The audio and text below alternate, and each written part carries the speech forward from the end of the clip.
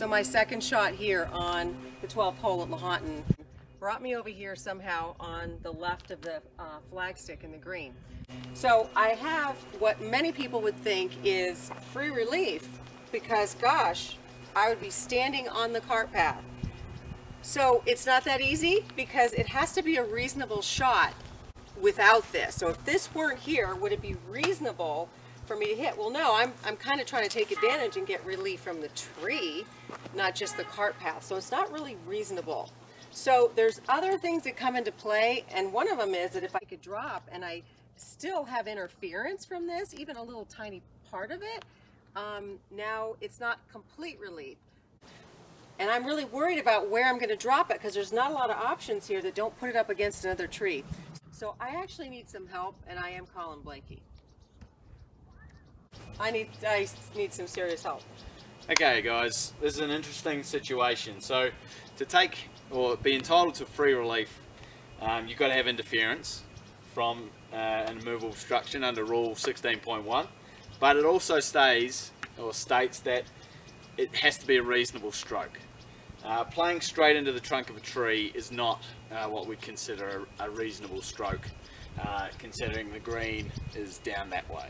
Okay, so Marcella wouldn't get free relief for the situation that she's on here, and she'd play as it lies or take an unplayable, which could be within 2 club lengths for a penalty stroke, back on the line with the flag, keeping the point of the ball on that line, or she could go back to her last place played under stroke and distance. Yeah. However, Marcella could try to play out sideways of this tree. So just have a go trying to play out sideways. Do you have any interference from the path? No, I don't. So there's no interference from the path there. But if I try to do this. Okay, so you'll see here Marcella's tried to use an abnormal stance to try and gain free relief. This would also not be permitted, so she wouldn't be entitled to get free relief by using an abnormal stance for what she would normally play. Like if you were going to play that stroke, what would your normal stance be? Yeah, it would be a normal smaller chip shot like stance, you know, feet closer together, and more weight on the front type thing. So in that instance, she doesn't actually have any interference from the immovable obstruction, the cart path, and wouldn't be entitled to free relief. Again, she could use her unplayable ball option for a stroke penalty.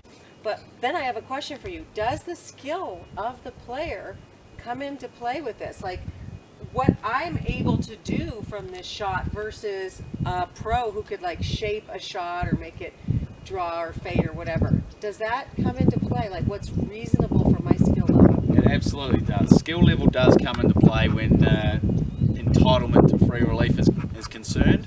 I don't think anyone in the world could play a shot around this tree to the flag.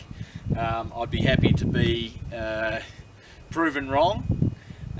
And in that instance, it wouldn't be, considering that would be a miracle shot, it wouldn't be wrong by me, the referee, in not giving you free relief, because that is a very unreasonable shot for any skill level, even the best in the world. But I could ask for a second opinion. And you could certainly ask, and I could certainly say that you're not entitled to one, but I'd be happy, considering the circumstances, I'd be happy to get another referee out here to give you a second opinion. I could phone a friend. I know what they'd say. Another friend.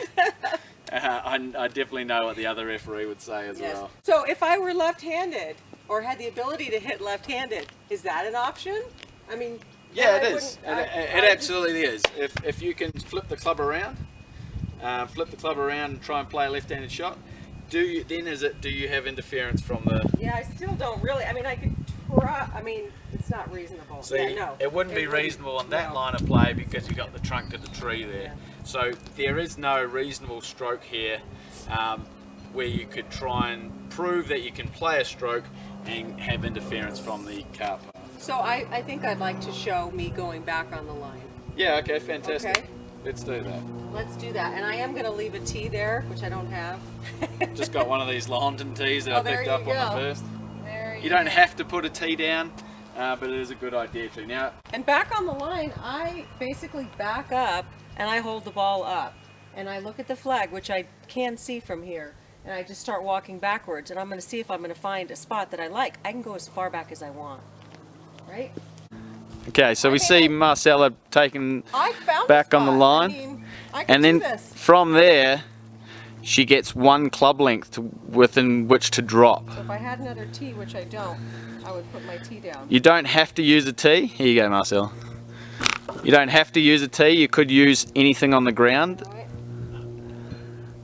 And I have one club length from there, from my relief area, that I make this little kind of pie shape, or berry cobbler, whatever you're into.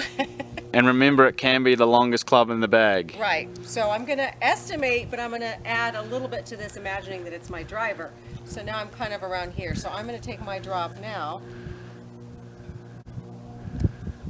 The ball is rolled forward of where she dropped in the relief area, but not forward of the reference point. Right, that being my reference point. And you don't actually have to put the tee down like you're saying, but gosh, it's so much easier to have that first tee down. All right, so then now I go ahead and take my shot, which has to go between some trees. And this is where the skill level happens. Everybody hold on to your hat.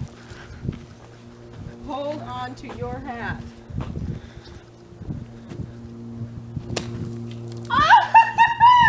Woo!